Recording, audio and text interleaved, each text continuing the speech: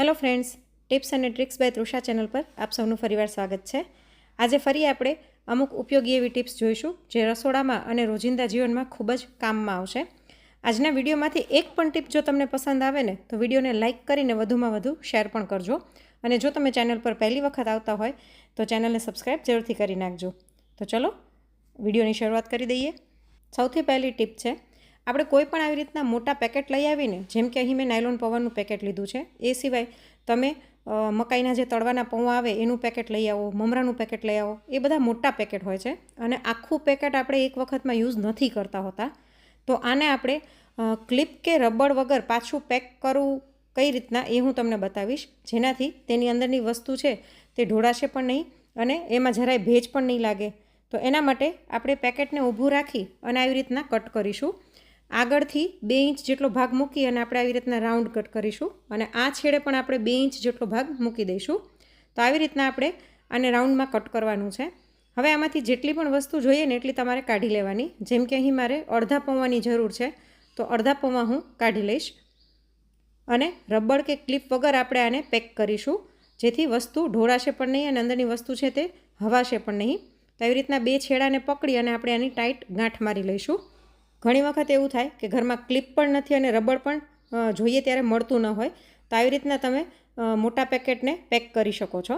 તો આ આઈડિયા ગમ્યો હોય તો વિડીયોને એક લાઇક જરૂરથી કરી દેજો। હવે પછીનો નેક્સ્ટ આઈડિયા છે, આપણે ક્યારેય શોપિંગ કરવા જઈએ ને તો ઘણા બધા કદાચ બેગ્સ થઈ જાય ને, તો ક્યારેક એવું થાય કે આપણે એક્ટિવામાં આગળ જે હૂક હોય ને એમાં બેગ્સ સમાય નહીં, આપણે આવી રીતના નાખીએ તો પડી જવાની બીક લાગે છે। તો એના માટે હું તમને એક સરસ આઈડિયા બતાવીશ। જેટલા પણ શોપિંગ બેગ હોય ને બધા પહેલાં તો લઈ લેવાના સાથે, અને અહીં મેં એક રબર બેન્ડ લઈ લીધું છે। આપણે લેડીઝ પાસે આવા રબર હોય જ છે, સાદું રબર નહીં લેવાનું, આવું લેવાનું એટલે તૂટી ન જાય। આને આપણે આ બધા હેન્ડલ છે એની વચ્ચેથી પાસ કરવાનું છે આવી રીતના, અને આવી રીતના આંટી મારી દઈશું। આવી રીતના કરવાથી તમારા બેગ છે તે બધા એકસાથે આવી જશે અને એક પણ બેગ પડશે નહીં કે એની અંદરની વસ્તુ પણ નહીં પડે। હવે તમે કહેશો કે જેન્ટ્સ કદાચ આવી રીતના ઘણા બધા બેગ્સ લઈને જતા હોય તો શું કરવાનું, કેમ કે જેન્ટ્સ પાસે તો રબર પણ ન હોય। તો એના માટે એક બીજો આઈડિયા બતાવું। આવી રીતના પ્લાસ્ટિકનું જબલું તો તમને ગમે ત્યાં બારે પણ મળી જાય દુકાનમાં, એ જબલાને લઈ અને બધા જ શોપિંગ બેગ હોય એના હેન્ડલમાંથી પાસ કરી અને પછી આવી રીતના એને ગાંઠ લગાડી દેવાની, તમને વિડીયોમાં જેમ દેખાઈ રહ્યું છે તેમ। આવી રીતના કરી અને પછી આ જે પોલિથીન છે એને આપણે અહીંયા હેન્ડલમાં ભરાવી દઈશું। તો આવી રીતના કરવાથી બધા જ બેગ તમારા એકસાથે આવી જશે। આ આઈડિયા તમને કેવો લાગ્યો તે કોમેન્ટમાં જરૂરથી જણાવજો। હવે પછીનો નેક્સ્ટ આઈડિયા જોઈએ। જેમ આપણે ફૂડ પેકેટ્સ અને દવામાં એક્સપાયરી ડેટ હોય છે, એવી રીતના સિલિન્ડરમાં પણ એક્સપાયરી ડેટ હોય છે, અને જો એક્સપાયરી ડેટનો સિલિન્ડર યુઝ કરવામાં આવે તો બ્લાસ્ટ થઈ શકે છે અને મોટી જાનહાનિ પણ થઈ શકે છે। તો આ સિલિન્ડર એક્સપાયરી ડેટનો છે કે નહીં તે કઈ રીતના ચેક કરવું એ હું તમને બતાવીશ। દરેક સિલિન્ડર પર આવી રીતના નંબર લખેલો હોય છે, જેમ કે આમાં D30 લખેલું છે, તો એ લખેલો હોય ને તો જાન્યુઆરીથી માર્ચ મહિનો ગણવાનો, બી લખેલો હોય તો એપ્રિલથી જૂન, સી લખેલો હોય તો જુલાઈથી સપ્ટેમ્બર, અને ડી લખેલો હોય તો ઓક્ટોબરથી ડિસેમ્બર। હવે આ સિલિન્ડરમાં અહીં C25 લખેલું છે, તો પાછળનો જે આંકડો છે ને તે વર્ષ દર્શાવે છે, અને આગળ સી લખેલું છે, એનો મતલબ કે જુલાઈથી સપ્ટેમ્બર અને 2025ની વર્ષમાં આ સિલિન્ડર છે તે એક્સપાયરી ડેટનો થઈ ગયો છે, એટલે આપણે આ સિલિન્ડરનો ઉપયોગ ન કરવો જોઈએ। એવી જ રીતના બીજું ઉદાહરણ હું તમને આપું। આ સિલિન્ડરમાં અહીં D30 લખેલું છે, એટલે કે સિલિન્ડર ઓક્ટોબરથી ડિસેમ્બર 2030માં એક્સપાયર ડેટનો થઈ જશે। તો આ વિશે તમને માહિતી હતી કે નહીં તે મને કોમેન્ટમાં જરૂરથી જણાવજો। હવે આપણે ફ્રૂટ ખરીદી કરતાં પહેલાં જોવાનું કે જો તમે દાડમ ઉપરથી ખુલ્લો મોઢાવાળું હશે તો મીઠું હશે, અને પેક મોઢાવાળું હશે તો તે ઓછું મીઠું હશે। એવી જ રીતના ટેટીમાં ઉપર ડીટીયાવાળો ભાગ બ્રાઉન કલરનો હશે તો તે મીઠી હશે, અને ડીટીયાનો ભાગ લીલો હશે તો તે કાચી હોવાથી ઓછી મીઠી હશે। સંતરામાં નીચેનો ભાગ આવી રીતના ઉપસેલો હોય તો તે સરસ મીઠું હશે, અને સપાટ ભાગ હોય તો એનો મતલબ તે એટલું બધું મીઠું નહીં હોય।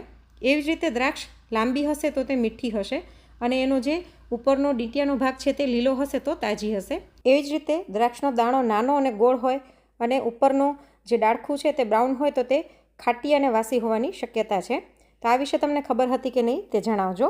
હવે ઘણી વખત એવું થાય કે આપણે ફુલાવનો મોટો દડો લઈ લીધો હોય, એમાંથી અડધો વપરાય ને અડધો એમનેમ પડ્યો હોય, અને એમનેમ આપણે ફ્રીજમાં રાખીએ ને તો 2-4 દિવસમાં ફુલાવર સાવ લંઘાઈ જતું હોય છે, તો એને એવું ને એવું તાજું અને ફ્રેશ રાખવા માટે આપણે એક ટીપ જોઈશું. ખાસ કરીને ઉનાળામાં આ તકલીફ વધારે થતી હોય છે. તો આવી રીતના આપણે નીચેનો ડંઠલનો પાર્ટ હતો તે કાઢી અને ફુલાવરના જે ફૂલ હોય ને તે બધા અલગ કરી લઈશું, જેથી તેની અંદર ઈયળ કે જીવાત હોય તો તે પણ નીકળી જશે. આવી રીતના કર્યા પછી બધા જ ફૂલ છૂટા પાડી અને આને આપણે એક પ્લાસ્ટિકના ડબ્બાની અંદર ભરી લઈશું. કોઈ પણ ડબ્બો ચાલે. આપણે જ્યારે ફૂડ પેકિંગ લઈ આવતા હોય એના ડબ્બા હોય તો એ પણ ચાલે. એરટાઇટ ડબ્બાની પણ કંઈ જરૂર નથી. તો એની અંદર આવી રીતના ફુલાવરના ફૂલને નાખી દઈશું અને ત્યારબાદ આની ઉપર આપણે ઇકોબેક પેપર રાખી દઈએ. તમારી પાસે ઇકોબેક પેપર ન હોય તો એની બદલે તમે છાપાનો ટુકડો પણ રાખી શકો છો, પણ છાપા કરતાં ઇકોબેક વધારે હેલ્ધી હોય છે એટલે મેં એ રાખ્યું છે. પણ આમાં ટીશ્યુ પેપર નહીં રાખવાનું, નહીં તો તે ચોંટી જશે.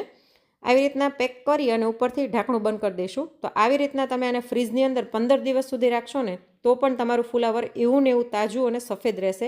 જરાય કાળું નહીં થાય, પીળું નહીં પડે અને સાવ ઢીલું પણ નહીં થઈ જાય. તો આ ખૂબ જ ઉપયોગમાં આવે એવી ટીપ છે, ખાસ કરીને ઉનાળા માટે. તો એક વખત જરૂરથી ટ્રાય કરજો. હવે પછીની નેક્સ્ટ ટીપ છે કન્ડેન્સ મિલ્કને લઈને. આપણે ગમે તે રેસિપીમાં કન્ડેન્સ મિલ્ક જોઈતું હોય તો લગભગ 3-4 ચમચી કે અડધી વાટકી જોઈતું હોય તો એના માટે આખું ટીન બજારમાંથી લેવું પડતું હોય છે. તો અડધું ઉપયોગ કર્યા પછી અડધું એમને પડ્યું રહે તો એની અંદર પ્રિઝર્વેટિવ હોવાના કારણે તે લાંબો સમય સુધી રહેતું નથી, ખરાબ થઈ જાય છે. તો આજે આપણે ખૂબ જ સરળતાથી ગેસ ચાલુ કર્યા વગર એકદમ બજાર જેવો જ ટેસ્ટ અને ટેક્સચરવાળું કન્ડેન્સ મિલ્ક ઘરે કઈ રીતના બનાવવું તે જોઈશું. તો એ ખૂબ જ ઉપયોગી આવે એવું છે. તો એના માટે મિક્સર જારની અંદર 1 કપ જેટલો આપણે મિલ્ક પાવડર લઈ લઈશું. તમે કોઈ પણ કંપનીનો મિલ્ક પાવડર લઈ શકો છો અહીં. તેની અંદર આપણે અડધી વાટકી અથવા તો અડધા કપ જેટલી ખાંડ લઈ લઈશું અને સાથે આપણે મેલ્ટેડ બટર લેવાનું છે. 5 કપ જેટલું મેલ્ટેડ બટર એટલે કે ઓગાળેલું બટર મેં લીધું છે. તમે સોલ્ટેડ કે અનસોલ્ટેડ કોઈ પણ બટર લઈ શકો છો, પણ ઓગાળેલું લેવાનું. અને હવે આની અંદર અડધા કપ જેટલું નવશેકું ગરમ પાણી આની અંદર નાખવાનું છે. ઠંડુ પાણી નથી નાખવાનું. અને હવે આપણે આને ગ્રાઇન્ડ કરી લઈશું. બસ આટલી જ પ્રોસીજર છે. 1 મિનિટની અંદર તમારું કન્ડેન્સ મિલ્ક બનીને તૈયાર થઈ જશે. જો એકદમ સરસ ટેક્સચર આવ્યું છે, હું તમને નજીકથી બતાવી દઉં. બજારના ટીનમાં જેવું મળે છે એવું જ સરસ ટેક્સચર આવ્યું છે અને એ પણ ફટાફટ 1 મિનિટની અંદર બનીને તૈયાર થઈ ગયું છે. તો આને તમે ઉપયોગમાં લઈ શકો છો તાત્કાલિક, અથવા તો કન્ટેનરની અંદર ભરી અને ફ્રીજની અંદર સ્ટોર કરીને 1 થી 1.5 મહિના સુધી સાચવીને રાખી શકો છો. ખરાબ નહીં થાય જરાય. અને આનો ઉપયોગ તમે કેકમાં, હલવો બનાવવામાં અથવા તો કોઈ પણ સ્વીટમાં કરી શકો છો. તો એકદમ સરળ રીત છે. તો એક વખત આ જરૂરથી ટ્રાય કરજો. તમે એક વખત બનાવશો ને તો તમને પણ પોતાને એમ થશે કે હવે હું બજારમાંથી તૈયાર ક્યારેય નહીં લઈ આવું, ઘરે જ બનાવીશ. તો આ ટીપ ગમી હોય તો વિડીયોને એક લાઇક જરૂરથી કરી દેજો. હવે પછીની નેક્સ્ટ ટીપ છે મરચાંને લઈને. મરચાં 2-4 દિવસમાં આવી રીતના કરચલીવાળાને ઢીલા થઈ જતા હોય છે અથવા તો કાળા થઈ જતા હોય છે, બગડી જતા હોય છે. તો મરચાંને લાંબો સમય સ્ટોર કરવા માટે તેનો જે ડીટીયાનો પાર્ટ હોય ને તેને આપણે કાઢી નાખીશું અને મરચાંને કોઈ પણ એક પ્લાસ્ટિક કન્ટેનરની અંદર રાખતા જઈશું.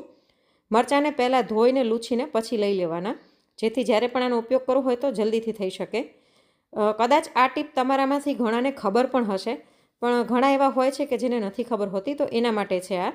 તો આવી રીતના બધા જ મરચાંના ડીંટિયા કાઢીને આની અંદર હું ભરી લઈશ. અને હવે આની ઉપર પણ આપણે ઇકોબેક પેપર રાખી દઈશું, જેથી મરચાં તમારા લાંબો સમય સુધી એવા ને એવા ફ્રેશ અને તાજા રહેશે. જરાય કરમાશે નહીં, ઢીલા નહીં પડે અને સરસ તાજા રહેશે. તો આજની આ બધી જ ટીપ તમને કેવી લાગી તે કોમેન્ટમાં જરૂરથી જણાવજો. અને જો વિડીયો ગમ્યો હોય તો લાઇક કરીને વધુમાં વધુ શેર પણ કરજો. Thanks for watching.